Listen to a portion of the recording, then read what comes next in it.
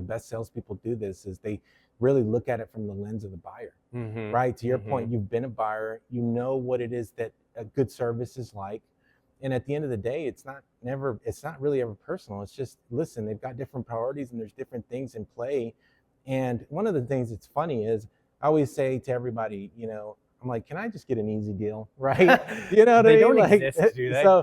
So every deal that I've had, I mean, and I've heard you say this, and I feel the same way. I've lost a deal many, many, many different ways, and the craziest ways that you would think like, oh, okay, well, this one's closing, this one's, and they don't, right? Yeah. So I think at the end of the day, if you look at it from that buyer's perspective and you frame it from how you felt as a consumer, you're just a little bit better prepared and better apt to deal with those situations. Because if you're going to be successful at this or benefit sales or whatever it is that you do, you're going to have to be nimble and you're going to have to be able to move with the waves. Thanks for listening to the PEO Pod, where we're simplifying and optimizing the employee experience. Sales is hard, but selling PEO can feel almost impossible sometimes. I remember how much I struggled during the first year and a half of my time selling PEO, and without the help of some older, more seasoned business advisors, I probably never would have made it. For that reason, this episode I wanted to sit down with Ignacio Perez, who's one of our top business advisors.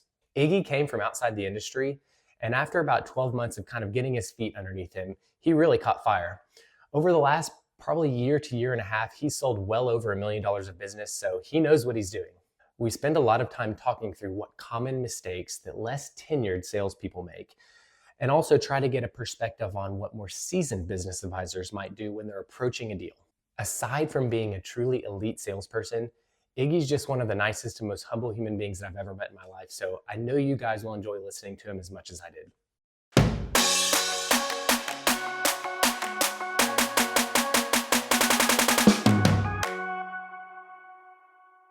So for people who maybe don't know you, could you give me like the 2 to 3 minute backstory on professionally what the last 5 or 10 years have looked like for you? Sure. Thanks, Hayden. And the first thing I'll say is kind of go back to high school. Was coming out of high school. I was selling shoes at Nordstrom. It's probably one of the best things that happened to me and the worst things that happened to me. They told me, hey, Iggy, you're going to make 10% commission on everything you sell. So I was like, oh, okay, great. Sold $1 million worth of shoes. Ever since then, Did you actually? I did. Really? Yeah. And after that, I was. How many shoes is that? A lot, right? A lot of feet, a lot of shoes, a lot of women, but I learned a few things at that job, and I was kind of bitten with it in the sense of, hey, I want to do sales. After that, went into some director roles and the for-profit education industry, kind of a recruiting background from that perspective. Okay. About 3.5 years ago, came to G&A Partners, and the rest is history. I had a buddy that did this, and he obviously had a wife that worked here as well, and at G&A Partners, and yeah, man, it's been great ever since. Okay, so you've been here, you said a little over 3 years? About 3 years, yeah. Okay, so one of the reasons I wanted to interview you specifically, really 2 reasons. One is you've been extremely successful, and I know you're very humble, and you probably have a hard time receiving that compliment, but you have been wildly successful. But also you weren't really for the first year, which in a lot of ways mirrors my journey, but you just ramped a lot quicker than I did. What took me 2 years to figure out took you 12 months. So I'm just curious, talk to me about the inner dialogue that's going on in your head during that first year. Yeah, it's extremely challenging. I think that everywhere and every stop I'd been at, which would have been, let's say Nordstrom, then the for-profit education industry, I ascended very quickly and I did some amazing things. And so when I came here, I kind of came in with that same thought process, like, I'm going to kill this. Yeah. I've been around for a while. This isn't going to be a challenge. And that mindset almost hurt me. Yeah. Right. So for the first 6 months, I kind of beat my head up against the wall. And man, at one point I really did think, is this right for me? Like I seriously thought about it. It was so slow and I was used to such a quick pace, right? But I was spending all my entire day prospecting, and I'd talk to maybe 3-4 people, and I'm just like, I just can't do this, But I made a commitment to the folks that, I talked to initially. I always said it 2 ways. The only way you're going to get rid of me is 2 ways. I'm not going to fail. I'm either going to die or you're going to have to fire me. So one of those 2 ways. And, thankfully they didn't fire me. And so I'm still here alive today too. I mean, I really do think that is journey of a new PEO salesperson. Like there's, I think a lot of people in our industry maybe have a background in sales, and oftentimes it's a sale that is more transactional in nature. So maybe they're selling payroll, and they're used to selling 4 or 5 deals a week because those are quick sales, or shoes in your example. And so you're getting these quick wins, you're getting that dopamine hit, you're constantly being reinforced that I can do this, I can do this, I can do this. And then you come into PEO and you go 6 months without making a sale, and you're like, do I just suck? Or does this product just suck? Or like, what am I doing wrong? Because I've always been successful, and then all of a sudden there's nothing happening, and you're looking around you and everybody else is closing stuff, and you're like, what's going on here? Like, did you feel that at all? Yeah, I mean, I think one of the biggest challenges is when you're in an industry and you're able to, I was a director at the last company that I worked at, and there was success that could be replicated. So you could teach that success. You could say, hey, look, I've always been an efficiency and mindset kind of guy. You do this and you pull this lever and you pull that lever, and these things are going to happen. And it happened like clockwork. Like, are you talking like KPIs? Like if you make this many calls and send this many emails and talk to this many CPAs, then automate, in the other industry that I had that figured out. So when I came here, I didn't know. And so as I was going through the months, I mean, that to your point was, number one, I didn't have the process figured out of what is that process to create success on an ongoing basis. And secondly, the point that you talked about, which was, hey, the biggest challenge I have is getting people to the table. The sale's not going. It's 6, 8, 9, 10 months. And you're like, holy cow. Yeah. I finally closed a $15,000 deal that I didn't even source. I got it through digital marketing. And I'm just like, holy cow. Like, this is not sustainable. Yeah. So it seems like, and correct me if I'm wrong here, it was about 12 months of that where you're probably pulling your hair out thinking like, why did I sign up for this? And then somewhere in that like 15 to 18 month time frame, like a switch kind of flipped and you started closing a couple deals. And then I don't have the exact metric. I'll have to go look it up. But I think in the last 15 months, I think you've closed like $1.5 million or very close to that. Like it's been a lot. So like, what changed? Sure, no, it's a great question. I mean, I think the first thing is that first year, I was able to finally finish the year at a few, all that hard work that I put in at the beginning of the year, kind of not really even knowing what I was doing at the time. I was able to finish with a respectable number, like 150, let's just say around that. After that, the second year turned we went to the second year, and I started that back half of that, first year, I started figuring a few things out. So I started figuring out, you got to have more opportunities in the pipeline. How do you do that? How do you replicate that? Started having some success with some broker partners, which is, that's a big part of what we do here. And it just kind of, you close a deal or two that are decent and you say, well, hold on a second, I can do this. The other thing that I think was super helpful in my journey is there was a lot of great people where we're at, right? And I didn't know anything really coming into the industry. Benefits was a new world. The only thing I knew about benefits were, hey, every year at my previous employer, I select benefits. And at that point, that's it, really. I mean, I didn't even go too deep into it. But, there were so many people that helped along the way that gave me a little bit of knowledge, and a little bit of knowledge gave me a little bit more confidence. And then I closed the deal, then another one. And surely but slowly, I mean, I still have those days where I don't know where the next one's coming from, right? Most days. And there's still anxiety about that. But I mean, we've been fortunate up to this point. Yeah, man, I think you're spot on where, give or take, I really think like a healthy ramp time for somebody who has zero industry experience is probably 18 months, because that first 6 to 12 months, it's like there's so many nuances to PEO that you don't even really know what you're selling. Like you kind of do, but it's like even still, every day I learn something. I'm like, I didn't know we did that, or I didn't know this was the thing. And so like you're drinking from such a large fire hydrant during that first year. And on top of that, being expected to prospect, build a pipeline, build broker relationships. It's just a lot. And so I think it's almost unfair to judge someone in their first year.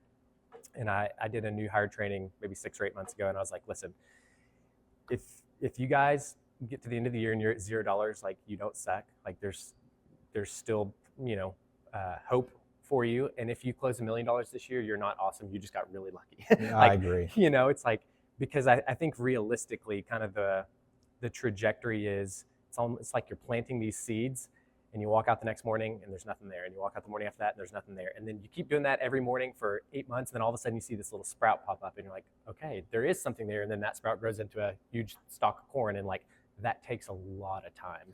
Sure. No, I agree with you. I mean, I think that the biggest thing too is there's a skill set that goes along with that. So you can do all the things right from an effort perspective, but I had a boss one time that said, hey, don't confuse effort with results, right? Yeah. And it's absolutely true. I mean, you can put in all the effort in the world, but at the same token, you've got to get better at what you do, and you've got to learn along the way. And I mean, it's no secret. I learned from guys like you and Xavier's of the world and those folks that are here at GNA. And I mean, just take what you see people are having success with and then figure out a way to make it your own within your own personality. Yeah, you touched on something that I think is really true, where it's like there's a unique set of skills that it takes to be a successful PEO salesperson. And part of that is the effort and the grinder mentality. But I think you can have a person who's willing to pick up the phone and make $1,000 a week, but that, like you said, can be confused with success because 900 of those people may have never answered the phone. So it's kind of a wasted metric. So what are some of like the soft skills that you think you've developed over the last 2 or 3 years that have been really helpful for you? Sure. I mean, for me, one of the things is just as you come into this position, and really, I think any position, organization is one, right? So, we talk about it, it's not necessarily a people-facing or client-facing skill, but if you're not organized on paper and your back office component, let's say, then when you're speaking with someone, you're not going to come across as organized. And then I think the second thing is just being able to look at things from a challenge perspective and saying, okay, well, what is it that's challenging you? Is it getting to the table, or is it you're getting people to the table, but then once you get into the table, you can't close it, right? So then it's when I talk about soft skills within that, is there's a certain set of soft skills. Hey, if you're dialing people, how do you get past the gatekeeper? What's the wording that resonates with them? Those kind of things. Yeah, and I think too, it's like there's an art and there's a science. Like the science is the metrics. This is how many calls I probably need to make on a weekly basis. This is how many centers of influence I need to talk to, so on and so forth. And you can kind of back into like, okay, if I need to close this much in gross margin and this many employees, my average deal size is this, and it takes me this, like you can back into those metrics. But then to your point, I think you can accelerate that by really becoming a good artist of the sale. And that's where I think it takes the longest. Like I really don't think I became, and I don't even know that I would call myself this now, but I don't think I understood the angles and how those angles may change from deal to deal and from buyer persona to buyer persona and region to region until probably 5 or 6 years in, where I really felt like, okay, I really understand this at a deeper level than they're going to show you in the, onboarding training. And so, I don't know if you feel that. I mean, I think that's continuously, that's a continuous learning process. I mean, we joke about it, but we really do learn something every day here. And I mean, I think at the end of the day, once you think you have things figured out at a high level and you're like, oh, I got that figured out. That's when you're going to, that's when you're going to be in a tough spot. And I think the same thing. I mean, working with small businesses, medium-sized businesses, and, just try to make sure that we're forthright with them in the way we do things. And in that process, try to be present. And hey, if I'm talking to this person and I'm picking up on these cues, it's mentally making a note or physically making a note. And then when I see that situation again, that experience helps me. And I think that sometimes we don't do that. And when you say those cues, is it as simple as like body language and their tone of voice and the way that they shift in their chair when you talk about a certain topic? Like, what are the kind of cues that maybe you pick up on? Yeah, I mean, I'll tell you, first of all, if you're going through your process and there's a set process that you've established, and you get to the point where you're ready to move forward or not, you don't receive a response. Well, that's a response, right? So you've been ghosted. Right. At the end of the day. So it's like, then I start thinking about like, hey, is it just circumstances, or is there something I did, or is there something from a human being perspective that causes them not want to say no to me? Did I not potentially give them that in or that out? And to your point, all the nonverbal cues that people are telling you. And sometimes salespeople, we should think as consultants. Hey, we're a consultant. We have no problem telling people, hey, this is probably not right for you. I told someone the other day that it doesn't work out. But what a newer rep or someone getting into that position, they miss those cues and they miss those things because they're so focused on, I gotta close this sale. The silver bullet deal. Yeah, and they don't hear the stuff. They don't hear, hey, well, we've got this other thing. I told the new rep the other day, because I learned this the hard way, had a startup, and he told me, he's like, yeah, we're going to be great. We're going to do this. And everybody thinks that about their startup, with all due respect. He said, well, it's going to be a month. Oh, okay, great. Well, next month I got a sale and I'm going to be able to help this great client and help them with their business and everything's beautiful. And then within 6 months they're going to grow. I probably didn't sell that deal for about a year. Yeah. And so I had a rep that showed me that same kind of thought process. And I'm like, I don't want to kill a person, but just because they said they're ready and they're going to start doesn't mean that that's actually going to happen. So don't put your eggs in that basket. Just keep running the race. And at some point, it'll come back to you. Yeah, dude, I call it getting happy ears, where the more desperate you are for a deal and or maybe the earlier you are in your tenure as a PEO sales rep, I think the more quick you are to overlook clear yellow or red flags where there was this point about 18 months in where all of a sudden this switch flipped in my head where I'm like, I think I know who's going to buy from me and who's not pretty early now. Whereas in the first year and a half, it's like they're telling you all the right things. They're smiling at you. You're like, oh, these guys are definitely become a client. And then they ghost you. And now looking back on them, they're like, yeah, I can tell why that person was never going to buy from me to begin with. Sure. But I didn't know it at the time because I had happy ears and I only heard what I wanted to hear. I only saw what I wanted to see. I didn't put myself in their shoes enough to understand what are maybe the holes in what I'm proposing to them. And so now maybe to my own detriment, I probably have swung the pendulum too far into the other side where I look at every deal with kind of a jaded perspective where I'm like, all right, here's the 3 reasons why this one's not going to work, and it's like, I probably can talk myself out of a deal sometimes. Yeah, it's like, I just want to be really ruthlessly aggressive with who I spend my time with.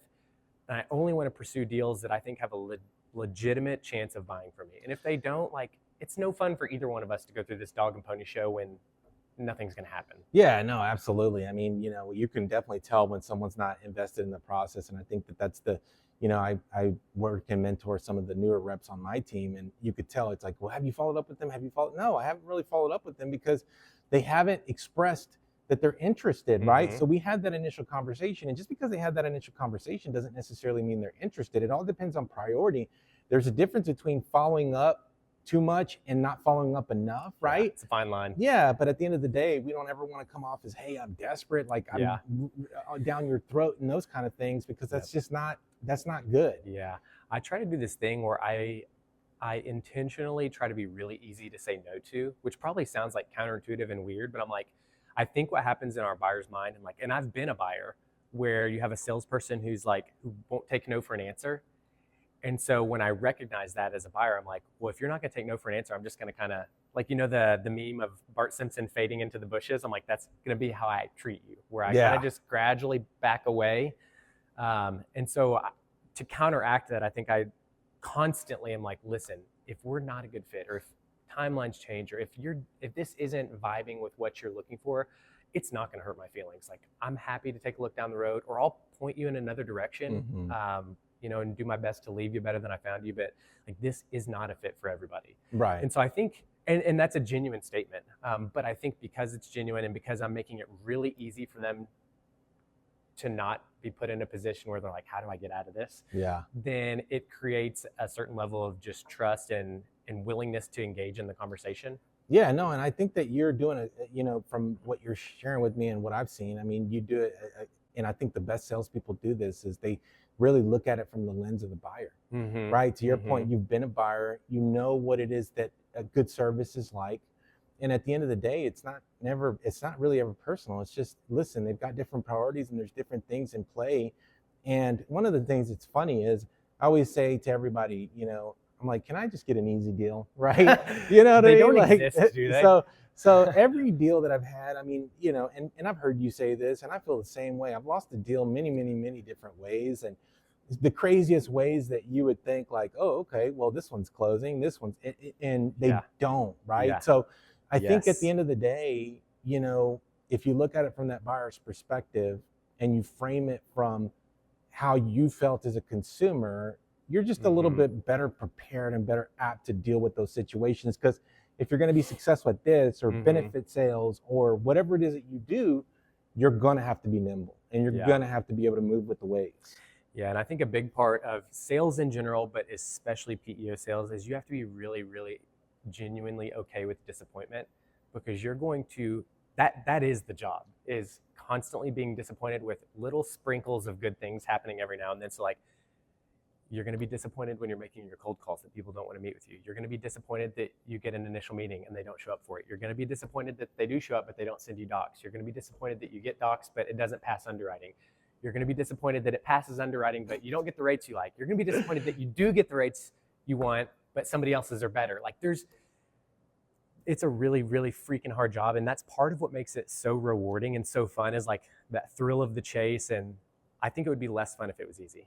You know? Yeah, no, absolutely. I mean, I think there's a lot of facets to the deal, and there's a lot of different, balls per se that you have to juggle in a successful deal, people that you have to talk to.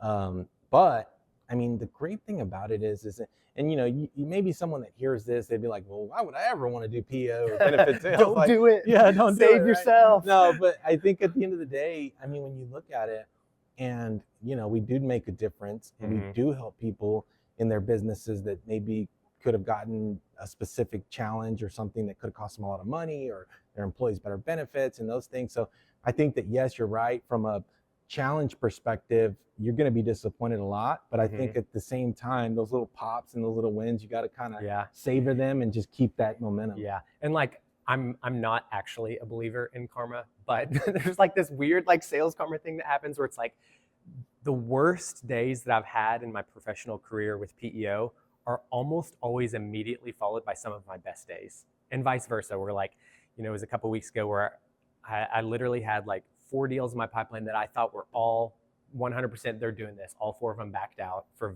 various reasons. I had 3 initial meetings. All 3 of them just straight up no-showed me. Yeah. I made like 100 calls and did not get a single, I don't even think I got a person on the phone. Like, just a weird day. And I like got to dinner that night. My wife's like, are you okay? And I'm like, it was a bad day. Yeah. And then the very next day, one of the deals that told me no actually circled back and like, we changed our mind. Actually, we are going to go with you. And I made 20 calls and set 4 appointments. And like, the longer I do this deal or this job, the more convinced I am that like, you just can't ride those emotional roller coasters. Because on the bad days, you just have to be like, hey, it's a bad day. Tomorrow's gonna be fine. And on the good days, you have to be like, hey, today was a good day, but tomorrow could be bad. And if it is, that's okay. I'm still gonna put the effort in. Yeah. Like, just, you kind of got to be right here, No, absolutely, man. I mean, I try not to get too excited about any one thing, right? Because I know that, I even say it, I'm like, hey, look, it's a team game, right? With individual performers. So, we're kind of like a basketball team where we all got to do our job, onboarding, benefits, this. And listen, any organization that you work for, not perfect. Bad, things will happen. It's not a matter of if things are going to happen, it's a matter of when. And so if you keep an even keel kind of mindset and you can navigate those challenges and those things, then you're better for the team. But I'm on the same boat. I mean, I try to explain it to my wife, and I think the problem when you try to explain it to someone, she's supportive, she's my wife, she's there, but at the same token, she doesn't feel it because she hasn't been through those those inner thoughts. Only someone who's walked in those shoes can really understand it. Yeah. And I remember feeling it really acutely, like my first 12 to 18 months in the job, where every day, good or bad, like I was writing that. And the longer, even now, 9 years in, what I've realized is the job doesn't get easier. The highs don't get higher, the lows don't get lower. You just become more weathered in a good way to where you're able to kind of stay in that middle zone of not riding the roller coaster. So it's just kind of learning to handle the highs and the lows and to take it all in stride. And regardless of outcomes, just making sure that the thing that I can control, the only thing that I can control in this job is my effort and my attitude. Everything else is out of my hands. Absolutely. Yeah. And from that perspective, it's, I'm really in the same plane as you. We're going to work harder than anyone else. No one's going to outrun us. And we're going to get smarter than everyone else in the sense that, from a process perspective, from a product perspective, we're not necessarily smarter than anyone. But, I think that those kind of inner feelings that you have to really be successful at this, they really resonate in a lot of different pieces of the job. Yep. Yeah. So one of the things I try to do at the end of each one of these conversations is give people what I call a soapbox moment, which is kind of like an open-ended, you can say whatever you want to say, and I'll try to frame it for you maybe a little bit. But my suspicion is probably a lot of the people that would listen to this particular episode are maybe PEO sales reps who are earlier in their journey, so their first couple of years, and who may be having some of those dark thoughts of, why the heck am I doing this? This is really hard. So like, if you could just speak to them and kind of guide them through that season, like what would you maybe have them hear? How would you encourage them? Yeah, I mean, I think that there's a lot of things that can be said, right? But I think that we've said a lot of it, and it's really literally, I mean, if it was easy, everyone would do it, and that goes for benefit sales, PNC sales, PEO sales. It's a hard sale. Yeah. There's so many other factors that come into play, and I think the biggest thing is just understanding, hearing what those leaders have told you, and continuing to put in the work. Because I think what happens along the way is people lose hope. And it's like, listen, I can tell you a specific example of another representative that is no longer here. And he worked really hard for like 3 months. And he's like, none of this crap works. And then he literally went hunting for 2 weeks. Didn't tell, I found this out later, didn't tell his employer. And it's like, you have to keep doing the thing. So, if you're in that position, I would say, keep doing what you're doing, keep working hard. If you're feeling like you're running into a brick wall, you're going to run through it at some point. And then the second thing that I would say is, be a student of the game, and try to learn when you can, try to shadow the people that you have. I mean, one of the biggest things that I've learned in this journey, I mean, at first, when I first started doing this, I was really 100% self-generated, which is very hard. It's tough. Like, it's really, really hard. And then I said, hey, well, I see the Haydens of the world, the, all the folks that have broker partners, and we have a product that's good, and we have partnerships. Like 50% of our business comes from partnerships. So I said, let me partner up with some good people, and then not only learn, or not even just for business purposes, but to learn from them too, right? Because I might not be selling the same thing as them. So if you're in that position, don't feel like you're inadequate. They're maybe not gonna, accept you. Try to learn from them. Be honest with them. And I've shared that with them. Hey, look, I've been in this for 3 years. Definitely don't know everything, but I'm done pretty decent. And here's what I can share with you. Let me learn from you. Yeah. And you'll find some great people. Love it, dude. Well, appreciate you hanging out with me. Yeah, no problem. Sharing some wisdom with me. Thank you for having me. Awesome. All right.